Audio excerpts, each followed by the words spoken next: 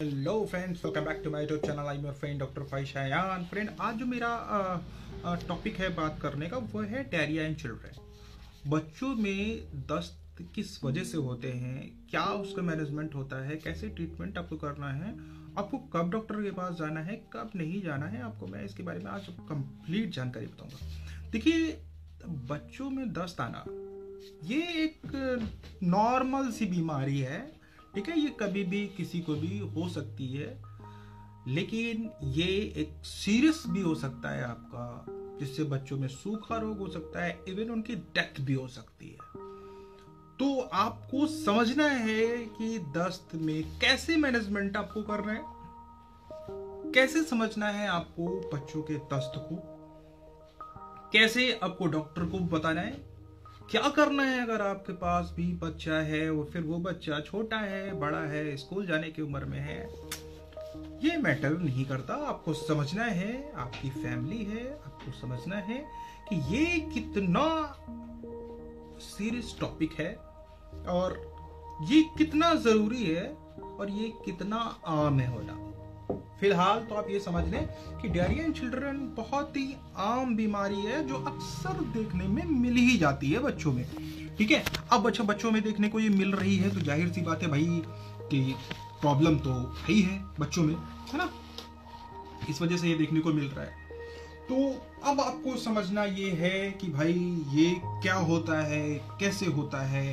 तो मैं आपको बताता हूँ कि डायरिया इन चिल्ड्रन दो तरह की होती है, acute diarrhoea and chronic diarrhoea. Acute diarrhoea जिसका टाइम पीरियड 7 से लेकर 10 दिन 12 दिन से हो सकता है। क्रॉनिक डायरिया जो होती है वो 10-12 दिन से ज्यादा की जो बढ़ जाए फिर वो क्रॉनिक डायरिया है। तो आपको समझना है कि कब आपको जाना है डॉक्टर के पास, कब आपको नहीं जाना है। मैं तो ये कहूंगा कि बच्चे को जैसे ही पानी से दस्त शुरू हो रहे हैं आप डॉक्टर के पास जाएं, घर पर ट्रीटमेंट करने की कोशिश ना करें, ठीक है।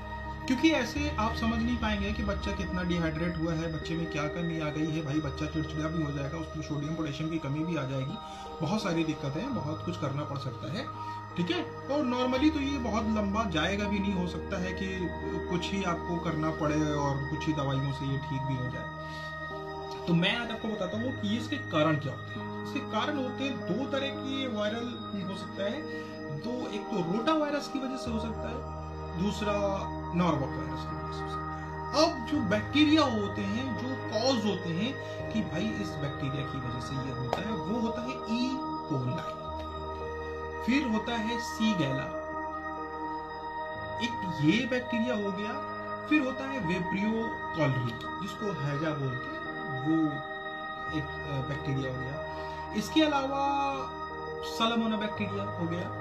तीसरा जो नेक्स्ट जो होता है वो कंपाइलोबैक्टर होता है, कंपाइलोबैक्टर बैक्टीरिया, ठीक है। तो ये इन बैक्टीरिया ये कॉज करते हैं जिसकी वजह से ये होता है। अब मैं आपको बताता हूं कैसे आपको डायग्नोज करना है कि किस वजह से हुआ और किस वजह से नहीं हुआ। जब आप डॉक्टर के पास जाएंगे तो सबसे पहले आप समझ लें कि मैंने बताया ना वायरस, रोटा वायरस और नॉर्मल वायरस, ठीक है।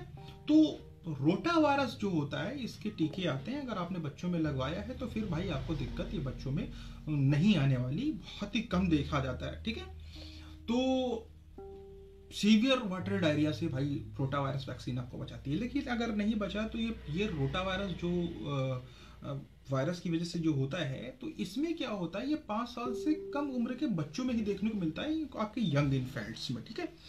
उल्टी से शुरू होगा, मॉडरेट फीवर आ सकता है, पानी जैसे आपको दस्त रहेंगे, और खास तौर पे मेनली सर्दियों में जो होता है डायरिया वो रोटा वायरस की वजह से ही होता है, ठीक है। तो ये तो रोटा वायरस हो गया। फिर आपका होता है नॉर्वॉक वायरस। डजंट मैटर बच्चा कितना छोटा है, ठीक है, आपका बच्चा, चिल्ड्रन, यंग इन्फेंट, वो 5 साल से वो बड़े उम्र में भी हो सकता है। बच्चों में आपका बच्चा स्कूल जा रहा है, बड़ा हो गया है, तो उनमें क्या होता है ये देखने को मिलता है कि इसके साथ साथ में जो बैक्टीरिया होता है ई कोलाई बैक्टीरिया, वेब्रियो कॉलरी, उसकी वजह से दस्त में जो है पानी की बहुत ज्यादा मात्रा हो जाती है, और जो बच्चा जब पॉटी करता है तो उसमें एक फिश जैसी स्मेल आती है, फिशी स्मेल आती रहती है, और उल्टी भी बहुत ज़्यादा हो सकती है, सीवियर उल्टी भी हो सकती है, उसमें पेट भी दर्द कर सकता है, ऐठन भी हो सकती है। तो ये सब नॉर्वक वायरस की वजह से होता है। अब मैं बात करूंगा यहाँ पर सीगेला बैक्टीरिया जो होता है वो क्या करता है। सीगेला बैक्टीरिया जो होता है बुखार, पेट दर्द, माइल्ड फीवर, दस्त के साथ चिकनाई निकलना, ठीक है, और चिकनाई निकलने के साथ साथ खून आना, तो वो फिर सीगेला बैक्टीरिया होता है। फिर इसके साथ अगर दस्त में खून आ रहा तो वो फिर सलामाना बैक्टीरिया की वजह से हो सकता है, और कभी कभी ये ई कोलाई बैक्टीरिया की वजह से भी देखा जाता है। कंपाई बैक्टीरिया भी इसका एक फैक्टर होता है कि कंपाई बैक्टीरिया की वजह से भी ट्रिगर करता है, दस्त में खून आ सकते हैं। अच्छा, आपको कैसे पता लगाना है अगर ये बढ़ रहा है, ये ट्रिगर कर रहा है? वैसे तो आप बहुत ही नॉर्मल सी दवाएं, कुछ एंटीबायोटिक्स और ये सब देने के बाद फिर आपका सोडियम पोटेशियम, अगर बच्चा मान लीजिए सीवियर तक पहुंच रहा है तो सोडियम पोटेशियम, स्टूल माइक्रोस्कोपिक जांच, ये सारी चीज़ें कराने के बाद में जो है डॉक्टर्स आगे प्रोसेस करते हैं। उसके अलावा आपको बहुत ही छोटी मोटी एंटी डायरियल मेडिसिन आपको, और कुछ आपका घोल है वो देना, और इलेक्ट्रॉल, इनरजाल, आपका ORS, ये सब देकर, लिक्विड देकर आपका एंटी डायरियल मेडिसिन और हो गई आपका, फिर आपका जो है एंटीबायोटिक्स हो गए, और उल्टी के लिए आपका एंटी इमेटिक्स ड्रग्स हो गई। तो ये सारी चीज़ें चलाने के बाद भी आपको जो है डॉक्टर्स जो है आपको देखेंगे भाई कि अगर आप नहीं आते तो फिर आपको वो इंट्रावेनस पे ले लेंगे, आपको इंजेक्शन पे लेंगे, ठीक है, कि कैसे आपको जो है IV फ्लूइड्स देने हैं, क्या करने हैं, ये उस वक्त उसकी सीवियरिटी पर डिपेंड करता है कि भाई कितना सीवियर डायरिया का अटैक हुआ है, ठीक है। कभी कभी ये प्रॉब्लम बहुत जल्दी यंग इन्फेंट में कर जाता है, उस वक्त जब आपके शरीर डिहाइड्रेट हो गया है, तब पानी की कमी के असर ये गुर्दे पर बहुत जल्दी असर दिखा देता है। उस वक्त जो कंडीशन होती है, गुर्दा डैमेज होने का बहुत ज्यादा खतरा रहता है। ब्लड यूरिया की वजह से गुर्दे पर और ज्यादा खतरा रहेगा, क्योंकि पानी कम हो जाता है बॉडी के अंदर, ठीक है। तो ये सारी चीजें उस वक्त दिखाई पड़ने लगती है, ठीक है।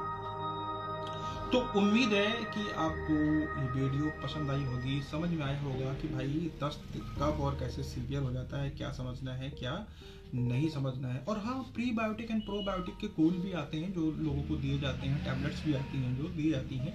तो ये सारी चीज़ों को आपको ध्यान में रखना है। लेकिन मैं ये कहूँगा कि आप घर पर इसका भी ट्रीटमेंट करने की कोशिश ना करें, आप डॉक्टर के पास जाएं, अपने निजी अस्पताल पे जा सकते हैं, आपका अपने नियर डॉक्टर को दिखा सकते हैं, मेडिकल कॉलेज जा सकते हैं, या अपने सिविल हॉस्पिटल जा सकते हैं, ठीक है, गवर्नमेंट हॉस्पिटल जा सकते हैं, CSC में जा सकते हैं। ये सब दिखाकर आप तभी आप इलाज करें। ऐसे आपको इलाज खुद को इलाज नहीं करना है, क्योंकि ये कभी कभी बहुत ज़्यादा सीवियर हो जाता है। मैंने बोला कि इवन आपके बच्चे की जान तक जा सकती है। तो इसे भी कभी भी घर में मैनेज करने की कोशिश मत करें कि ये तो जो है बताया गया है भाई, ये तो एक्यूट है, ठीक हो जाएगा 1 दिन 2 दिन 3 दिन 4 दिन। आपकी लापरवाही आपके बच्चे के लिए भारी पड़ सकती है, ठीक है। तो ऐसा ना करें, आप लोगों से हाथ जोड़कर मेरा निवेदन है। दूसरा, आप हमेशा डॉक्टर के पास दिखाने के बाद ही किसी भी ड्रग्स का यूज करेंगे। अपने आप से किसी भी ड्रग, किसी भी मेडिसिन का यूज आप नहीं करेंगे, ठीक है।